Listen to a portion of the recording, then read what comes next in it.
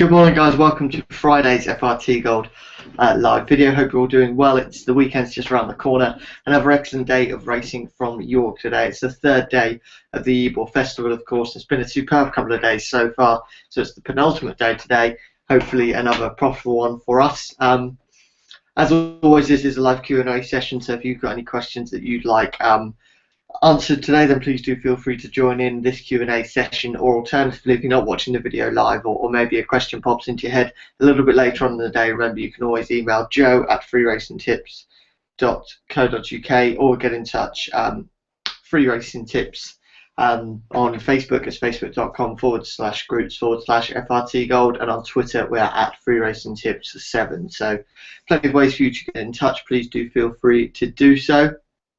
As always, we'll start the video by looking at how we got on yesterday, and it was a decent day, just around a couple of points of profit in the end. We had a really good premium tip winner. That came in the shape of Tiggy Wiggy, who won at 15-8. A really good performance from Richard Hannah and Richard Hughes' horse there. You do wonder if that horse was entered into the Nunthorpe Group 1 today with almost a bit of a weight on her back, whether she might have been good enough to do that. Of course, she'd have received weight for being a filly, also weight for just being 2 years old, but instead they went for this Group 2, and it was a really good performance from the horse yesterday, beating the likes of Anthem Alexander, who was really fancy, to be honest, but Tiggy Wiggy went out in front and basically ran 5 furlong fractions for 6 furlongs, so really impressive from Tiggy Wiggy, and looks as though that horse is going to be even better next year, you'd think, but still plenty of pieces to go with her this.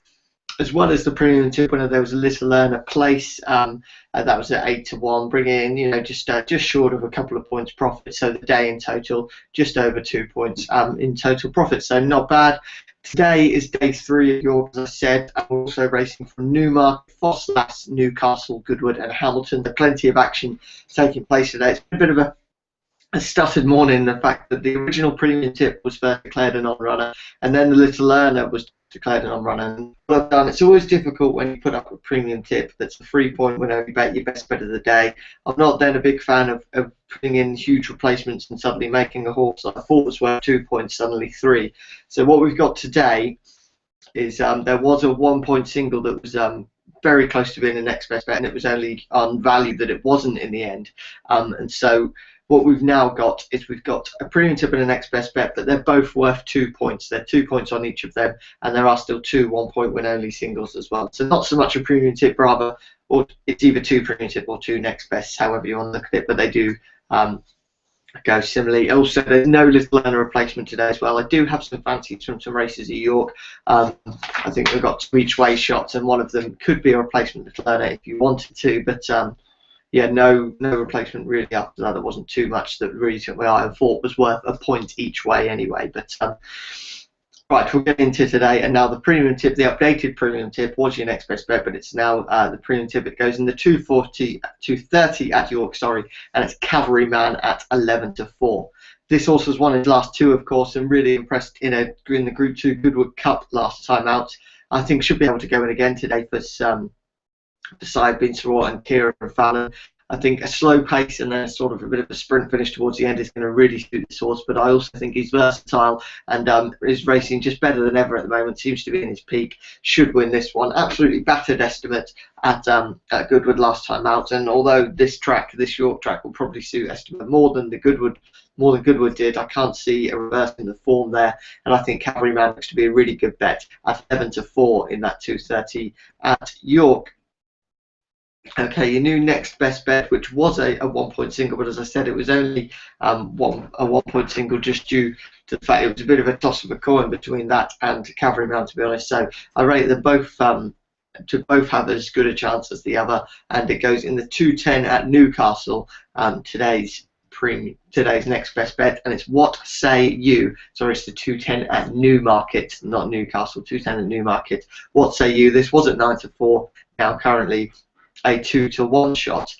Ran a decent debut at Ascot, did this horse last time out, and finishing 4th in that stage, and just got a little bit tired and looked as though the race maybe it was just a little bit too much, but I think should come into this one much stronger and much fitter, and an all-round better horse, I'd say, with learned a lot from that race, will probably settle a little bit better and should go really well in this one. Runs for Carlberg, and Jim Crowley is the man on board. And it's interesting that he's going to market no rides for him at York today, and I think that could be really a smart move by Carlberg to get Jim Crowley on board. I think he's an excellent jockey booking. Looks to be a really good bet and should take all the beating. I think that's What Say You in the 210 at Newmarket. As I said, there's the Little Anna is a non-runner, and there isn't a replacement, an official replacement anyway. There's a couple of fancies at York that I'll go through in a bit that if you did really fancy an each way bet, you could go for that. But there's no official Little Anna replacement today. In terms of the 1 point singles, we have Soul Power in the 340 at York. Now, this horse is there's potential for a non-runner here. Soul Power currently at 4-1. Now this horse wants good at worst. Don't want any sort of soft in the description for Soul Power. So if that does happen, as jockeys do say it's riding a little bit soft, don't be surprised to see Soul Power declared a non-runner. But I think if he runs, it will be because the ground is right. The beating horses. Soul Power, a horse that I absolutely adore, and think that he's on his day is better than any of these, to be honest. And yeah, you know, there is a chance the horse will come a non-runner, but I'd rather take the 4-1 and get my money back if he doesn't run, rather than think I'll hold on to him, go to 3-1 or something like that, and then back him. But yeah, Soul Power connections will make a move, will make a decision probably after the first couple of races once they see how the ground's riding. If it's quick enough, then Soul Power will take his chance, and I think 4-1 is a really good bet. Then in the 5:30 at Goodwood, it's Silver Ranger, and that's currently at 5-2. That's from 11-4. Probably need to be ridden a little bit more prominently than last time, and with the way it's finishing off the race was pretty eye-catching. And I think Cal Hardy taking off £5 could be vital for this horse as well. Silver Ranger, a good bet there at Goodwood. Right, so they're the official tips for today. So just the 4 out today. Premium tip, next best bet, which are basically the same bets, both at 2 points, and then the 1 point win only singles. As always, as I've done throughout the Ebor Festival, just going to give you a couple of, I think 3 horses that I think could go well in the races that we haven't tipped. There's nothing in the last for me today, not a race I'm really looking at from a betting point of view. Now the Little Learner has been withdrawn, that was the one I liked, but in the 155, if you were going to have a Little Learner, this is the one I'd say to go with. It's La Hague at 16-1, and that's of course an each way bet. This horse has won over course and distance before, which is vital at a track like York. I think not been in the best of form recently, but for a really winnable mark now. Could be could be fairly well handicapped. I think runs for John Gosden, Paul Hannigan's the man on board. Sheikh Hamdan Al Maktoum, the owner. His horses are running really well at the moment, and just looks to be a good value bet at 16-1 to outrun price. As I say, is I think a couple of pounds lower than last winning mark as well. So this should go well, I think, in the 155 there. La Hague. In the 305, I think Heaven's Guest is a good each way bet again at 8-1. Richard Fahey teams up with Ryan Moore here, and they usually have an excellent strike rate together. One at the July meeting at Newmarket, a really good performance there. Then a decent 4th at Ascot a couple of starts ago. Finished I think it was 10th at Goodwood last time out, but was only really 3 lengths off the leader, so a bit of a bunch finish, and perhaps didn't enjoy their Goodwood track too much. Will prefer a flatter and perhaps more forgiving track like York, I think, and Heaven's Guest, I think, should go really well today. And then in the 420, it's the maiden. I like the look here of Acasta Malvis, and that's currently around about the 9-2 mark, I believe. I'll just double check that, because I think I did see the odds change somewhat. But that's in the feet, and it's currently at 9-2.